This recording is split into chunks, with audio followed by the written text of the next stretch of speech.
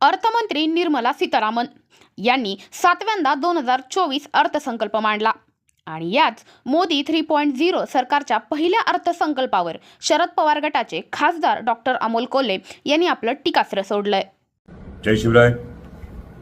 आजच्या अर्थसंकल्पाविषयीचा जर सारांश मांडायचा म्हटला तर तो सारांश असाच आहे की घालीन लोटांगण वंदीन बिहार, डोळ्यांनी पाहिना आंध्र माझे, दुर्लक्षून राष्ट्र उपेक्षून महाराष्ट्र, सरकार वाचवेन म्हणेन नमो।